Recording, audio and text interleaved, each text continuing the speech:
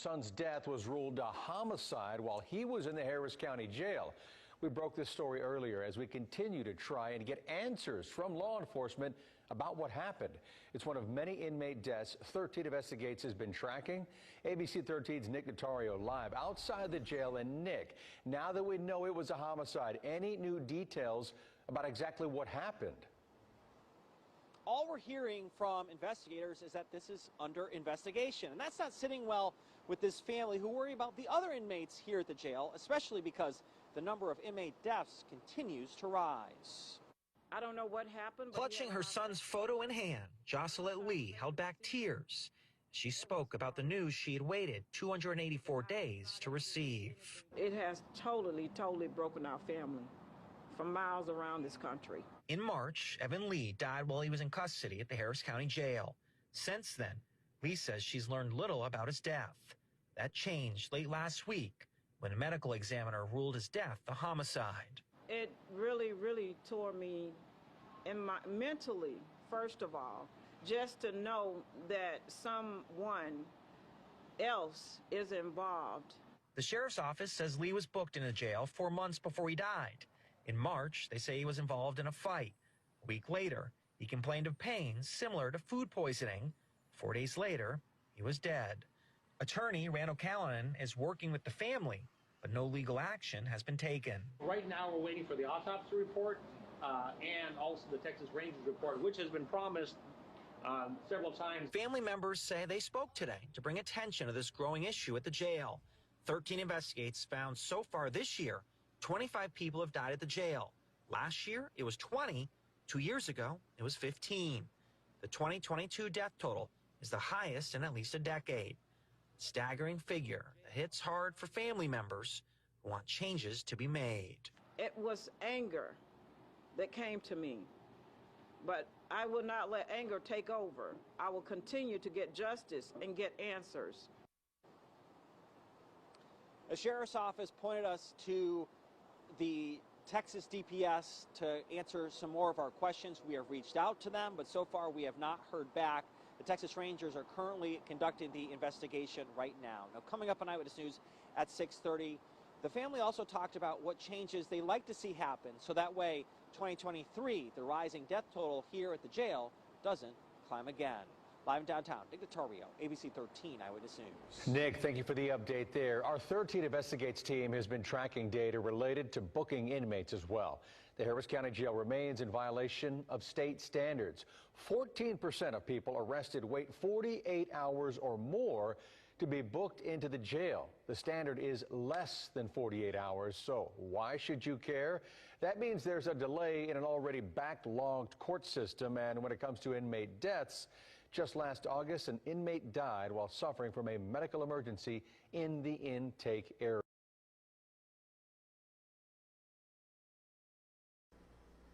Welcome to the Gilchrist Experience. Today's guest, Julian Hemmings, a mentee of the Gilchrist Experience, and Nan. He's home today, here in New York. Yep.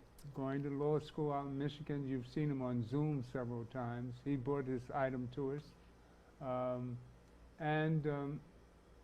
short notice, so we're putting it together, the old hands, and welcome home to Leroy. Leroy Baylor hasn't been here since the beginning of COVID. Thank you. Thank you. And this is truly my brother. We're 2 days apart in birthdays.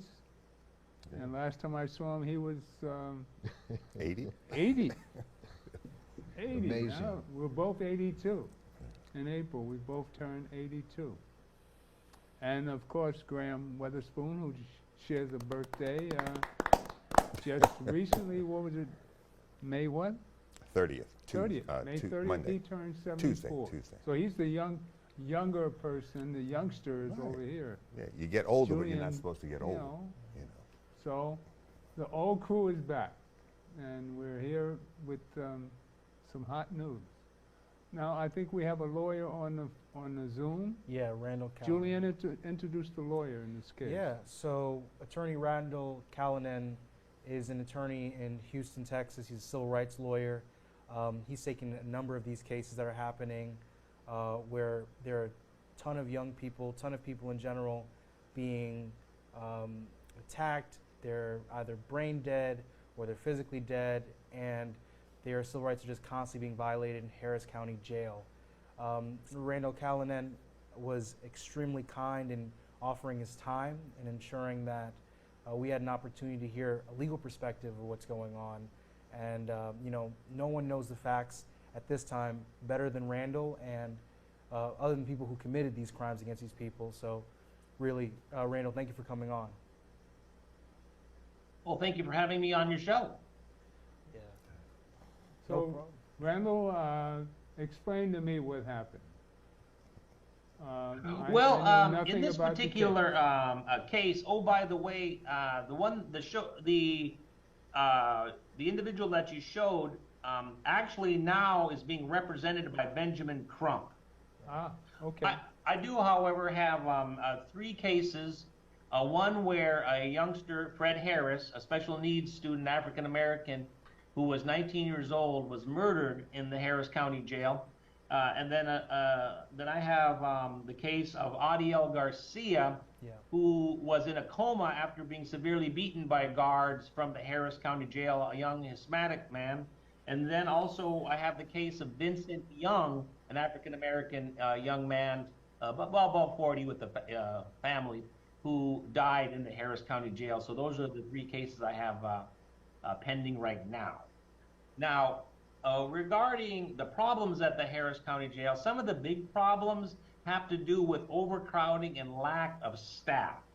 As a matter of fact, it got so bad that the employees of the jail have sued in federal court because they're not getting the funding and they're not getting the staffing that's required of the jail so that the people can be properly watched and cared for. And so the number of deaths in 2022 was actually a record, and not by just barely a record. It was like a 30 or 40% increase over the previous year that had the second highest number of deaths. And so what we have is problems with bad medical care. We have guards using excessive force. As a matter of fact, one individual was indicted. A guard was indicted just recently for murder in a case where a young African-American man was murdered in the Harris County Jail. And that's a big problem. And also, since they don't have the staff and it's overcrowded, there becomes a lot of fights and assaults. And the people aren't being protected from, you know, the larger, very serious criminals are injuring some of the less fortunate. So we have big problems in the Harris County Jail, and it's led to many deaths and many injuries. Sounds like Rikers Island. You know, we here in New York are familiar with all this stuff. What say ye?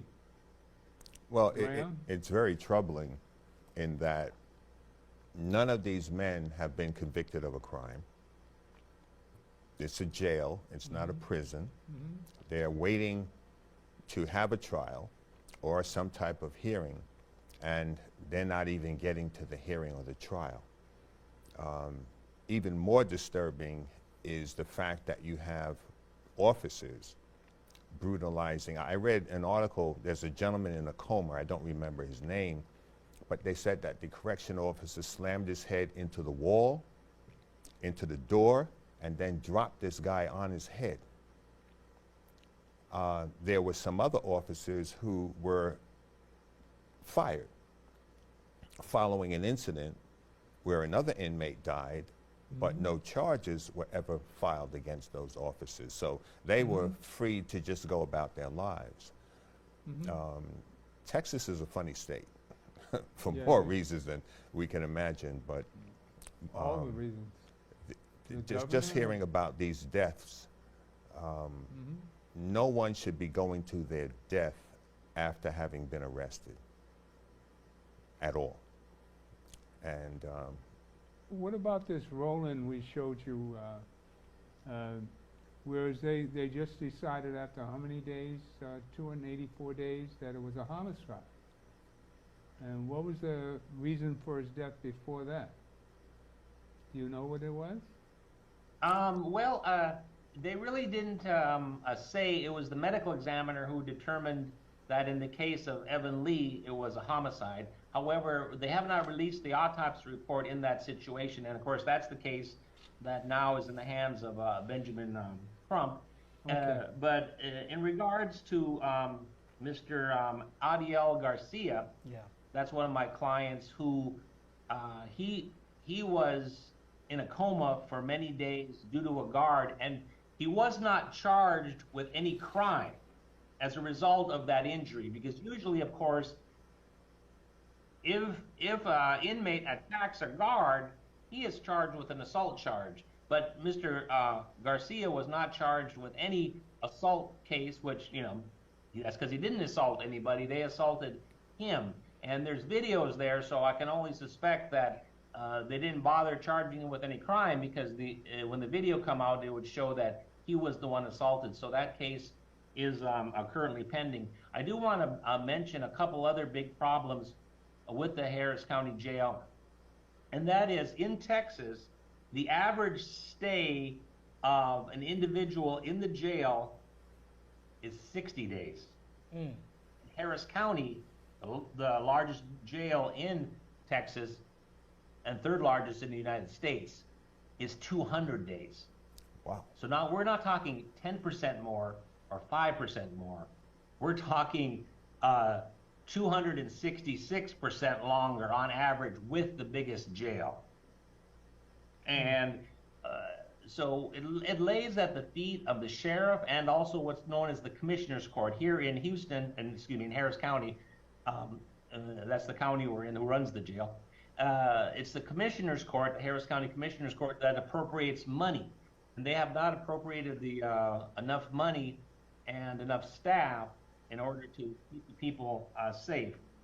Furthermore, I just want to point out one of the differences in New York law and in Texas law in regards to civil rights. Because what we're talking about here is civil rights cases where the Fourth Amendment of the Constitution says there shall not be any unreasonable searches and seizures. And so when you get some guards beating someone up, that's considered an unreasonable seizure under the Fourth Amendment. And so the law in New York, for example, they have certain state laws which help out the victims of police abuses to get compensation. Those are state laws. Here in Texas, the state has not passed any state laws to help with civil rights. So I have to depend upon, and my clients have to depend upon, only the federal law.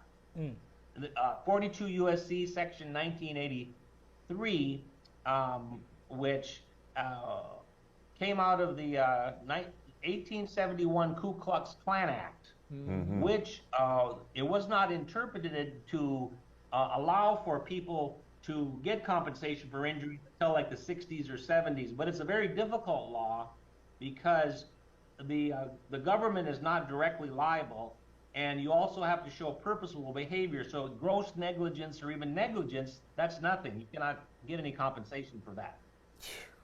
Tell me, where does racism fit in here? Harris County is the largest black county in Texas? Well, they would have the largest African American county in the most population of any county in Texas. Harris County is huge. It's got it's nothing like New York, but it's got 4.8 million people in it. And their jail is the third largest in the United States. Oh, really? After Chicago and I believe Los Angeles. Wow. Okay. So what we have is a lot there, and the population of African Americans in Harris County, I believe it's around 20%. So you're talking almost a million African Americans in the county, and then it's mostly Hispanic. It's approaching like 50% Hispanic. So you have that minority as Go well. back after So, and in my practice as civil rights, of course, what I've noticed is that African Americans are not treated as well as, Caucasians. And so they're the ones that are most commonly calling me, and the most common calls I get is from African Americans. And I also take cases of like business discrimination against African Americans. So a lot of people call me about that as well. It's called 42 USC Section 1981, and that was a law that came out of the civil rights movement of the 60s, discrimination in accommodations. So since Attorney Crump's involved with the Evans case, he can't talk about that? Can you comment on the Evans case at all? Well, I mean, I did represent the client for a while. I mean, in that case, as far as I know, what I've seen on television is that they still haven't given up the autopsy report, which was a problem because without the autopsy report, you don't know, exactly what happened. And so that's another problem, is that Texas's open records laws are very, very weak, and they have big exceptions. One of the exceptions is called the litigation exception, so it's very difficult to get government documents. And so in that particular case, the government has not been very forthcoming with the records in order so that the case can move forward. And there is a 2-year statute of limitations on civil rights causes of action, so you do have to file the lawsuit within 2 years of the injury. So I just want to say this, Randall, in case the Zoom ends, just re-sign in so we can continue the conversation. One, and my second thing, I have a question for you. What was the correctional officer's response or reason for his treatment towards Gonzalez Garcia? Well, once again, that's all the secrecy of these cases. They haven't come forward and said anything. Well, what they said was he wasn't cooperating or he did something. However, if he did anything, he would have been charged with a crime. As a matter of fact, there is a rule which I believe to be unconstitutional, which I have attacked in several of my civil rights cases against the Harris County Jail, is that if an officer charges an individual who he beat up, if the officer then charges that individual with a crime, the policy is with the Internal Affairs Department is hands off. We don't even investigate.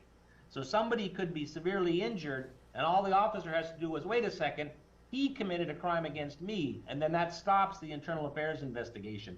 And in one of the Federal Circuit courts, they've decided that rule is unconstitutional because it encourages false arrests and also stops the investigation of any excessive force case. So that's another, I mean, the hurdles you have to go through here in Texas is, there are so many hurdles that it's like, you can vote, but first you got to run a marathon. Then you got to climb Mount Everest. Then you got to, do this and that. So what they're doing is they're, putting all these hurdles in the way of a civil rights, litigant. For a follow-up question, for the young men or the men who are injured by correctional officers, how often is it that the officers do not give a response? And then on top of that, how often is it that these young men who they claim attacked them were not charged with a crime?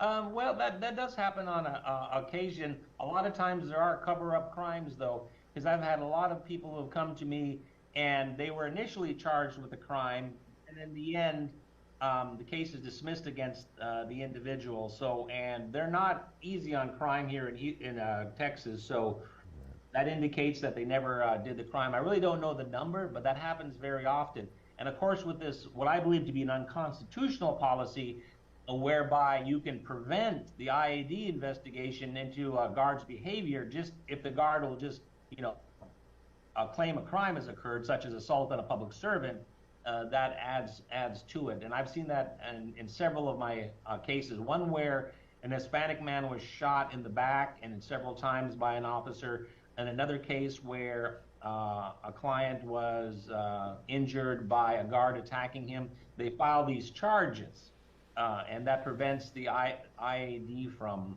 investigation from moving forward. And I got that straight from the horse's mouth, and the horse's mouth is the sheriff of Harris County in Gonzalez. Wow. So, all right, let's take a break from this and run item 1. And we'll go back to the beginning. On the Gilchrist Experience. So you want me to re-sign in, or? Yeah, re-sign in. Okay, I'll get out of this one and I'll re-sign in now. Okay.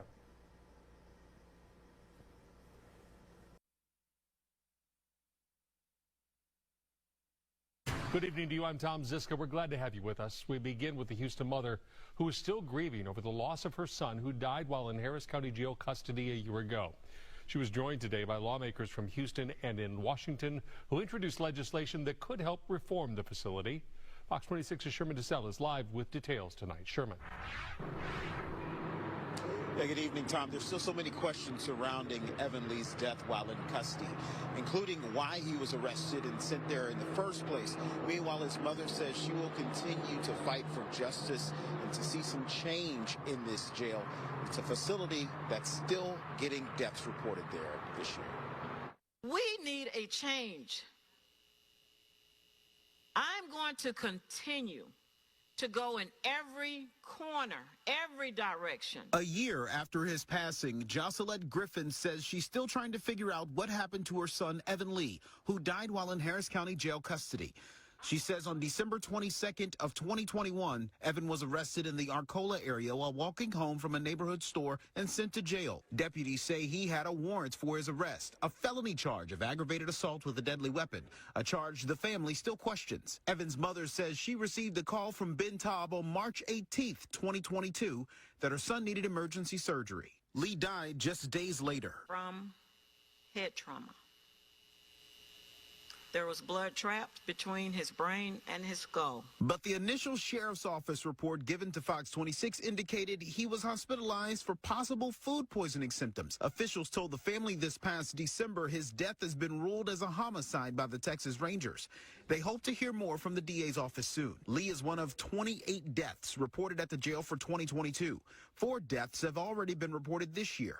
After a failed state inspection, a new plan to tackle issues at the jail was approved by county commissioners, which includes body-worn cameras for all staff, a new detention captain, and a family coordinator for inmates. Legislators are taking it a step further. Representative Ron Reynolds announces House Bill 3434, a measure specifically for Harris County, calling for the state to conduct thorough studies and investigations into each death reported at the facility. Ms. Griffin, I promise you, as chair of the Texas Legislative Black Caucus, that is one of my top legislative priorities, is to get that bill not just heard, but get that bill passed. It's another piece of artillery for Evan's mother, who says she won't stop fighting until things truly change. This is 2023, and we should not be dealing with the same thing we dealt with in the 1800s.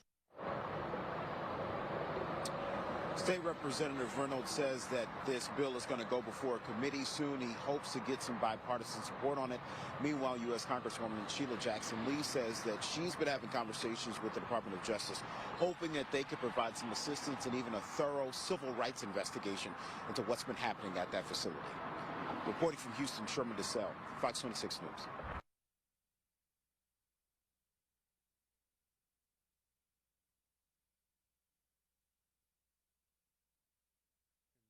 Watched. I have my videos mixed up. But one thing I like to cover about Texas is that we've got all sorts of problems. I wanted to ask you if you could talk quickly about the facts of the case for the 19-year-old special needs young man that for the case that you're taking on. If you could talk about what happened to him while he was in Harris County Jail. Yeah, well, let me tell you the story because it's very compelling. Fred Harris was a special needs African American youngster. He weighed 98 pounds, and he was like barely 5 foot tall, very thin. And he went to, and in high school, people just loved him though. As a matter of fact, they made him one of these royalty, like winter royalty and because he had such a cheery outlook on life. Now, once he did graduate from high school, but he suffered from he was like in the 1%, the bottom 1% of intellectual ability and IQ and so forth. He had an IQ of 62. And so he found himself in the Harris County Jail after he graduated.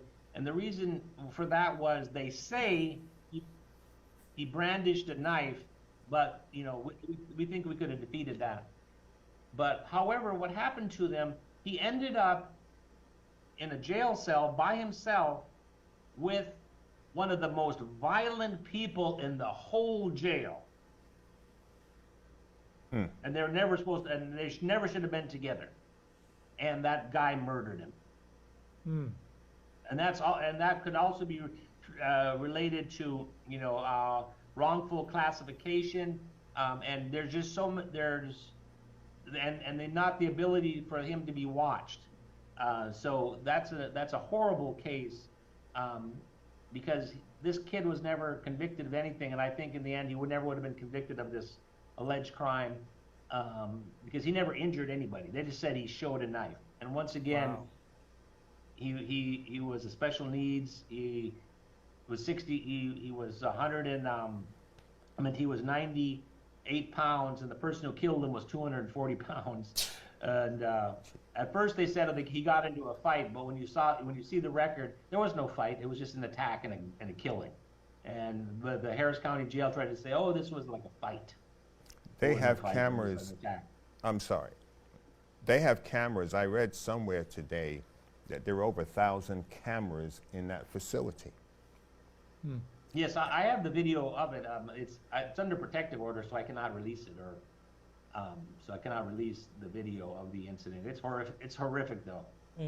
You would not want to see it. I mean, it reminds me of Emmett Till. When Emmett Till, the mother of Emmett Till, wanted the world to see the condition of Emmett Till. Yes. And it's horrible. Wow.